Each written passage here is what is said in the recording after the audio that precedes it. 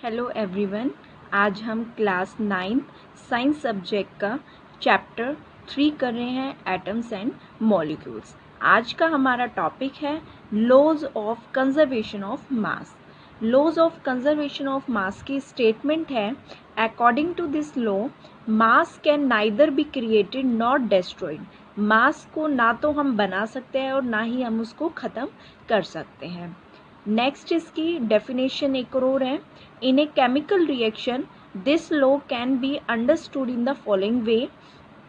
Chemical reaction के according during a chemical reaction हम देखेंगे कि total mass of reactant will be equal to total mass of product.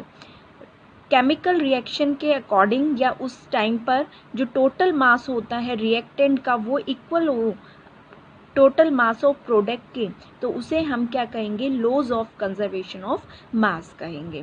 Example से समझते हैं इसे अब हम। For example A plus B जो है वो प्रोडक्ट बनेगा, तो यहाँ पर हमें मिलेगा ए और बी यहाँ पर क्या है, रिएक्टेंट है, और ए बी क्या है, यहाँ पे प्रोडक्ट है। इसके बाद हम अब इनका क्या करेंगे, अलग अलग मास लिखेंगे। यहाँ पर mass of A plus mass of B equal to mass of A P, where अब हम मेंशन भी करेंगे कि यहाँ पर एम ए किसको रिप्रेजेंट करता है, मास ऑफ ए को, एम बी किसको रिप्रेजेंट करता है, मास ऑफ बी को, एम ए बी किसको रिप्रेजेंट कर रहा है, मास ऑफ ए पी को। अब हम इसको एक इक्वेशन से समझते हैं। 2H2 प्लस O2 और प्रोडक्ट में हमें क्या मिल रहा है, 2H2O मिल रहा है। 2 इंटू 2 इक्वल टू में 4 ग्राम हो गया, क्योंकि यहाँ पे नंबर ऑफ मोल्स कितने थे, 2 थे, और यहाँ पर हाइड्रोजन कितने, 2 है। इसके नंबर ऑफ मोल्स यहाँ पर कितने, 1 है। यहाँ पर ऑक्सीजन का जो मास होता है वो कितना होता है, 16 होता है, लेकिन यहाँ पर O2 प्रेजेंट है, तो 2 इंटू में क्या हो जाएगा, 16, तो ये कितना होगा, 32 ग्राम होगा। ऐसे ही हम 2H2O का लिखेंगे। हाइड्रोजन का कितना होता है, 1 होता है, यहाँ पर 2 में प्रेजेंट है, तो 1 इंटू में 2 प्लस 16। जब हम इसको कैलकुलेट करेंगे तो ये इक्वल टू आएगा 36 ग्राम के। नेक्स्ट इसके बाद हम क्या करेंगे, 4 प्लस 32 इक्वल टू में 36। ये भी कितना है, 36 है, और ये भी कितना है, 36। तो हम देख रहे हैं कि लेफ्ट हैंड साइड का जो मास है वो राइट हैंड साइड के मास के इक्वल है। तो ये किसके लिए वैलिड हो गया है, laws of conservation of mass के लिए। अब इसके बेसिस पर हम एक न्यूमेरिकल भी करते हैं।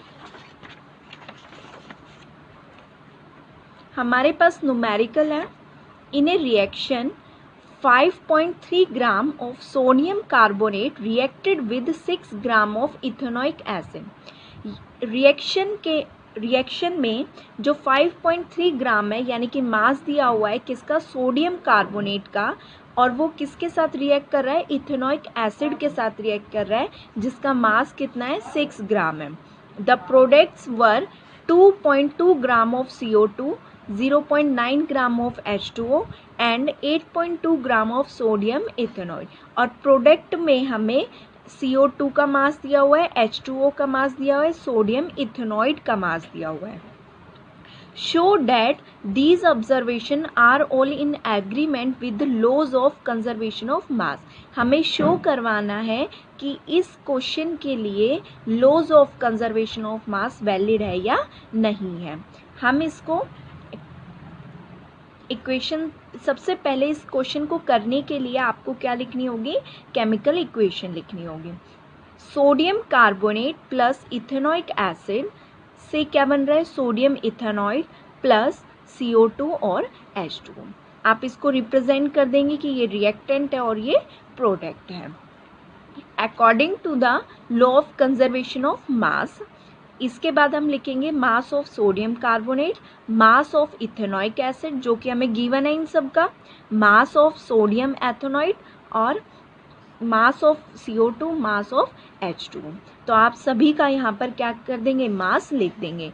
सोडियम कार्बोनेट का मास कितना दिया हुआ है 5.3 ग्राम, इसका मास कितना है 6.0 ग्राम और इसका मास 8.2 ग्राम, CO2 का मास 2.2 ग्राम और H2O का मास 0.9 ग्राम। नेक्स्ट इसके बाद हम क्या करेंगे, रिएक्टेंट का मास लेफ्ट हैंड साइड में ऐड कर देंगे और प्रोडक्ट का जो मास होगा वो हम राइट हैंड साइड में कर देंगे। तो आप देख रहे हो कि इसको जब हम प्लस करेंगे तो हमारे पास कितना है 11.3 और इसको भी हम ऐड करेंगे तो कितना आएगा 11.3। तो यानी कि लेफ्ट हैंड साइड किसके इक्वल आ गया है, राइट हैंड साइड के इक्वल आ गया है। इसका मतलब कि लॉ ऑफ कंजर्वेशन ऑफ मास जो है वो वैलिड है इस इक्वेशन के लिए।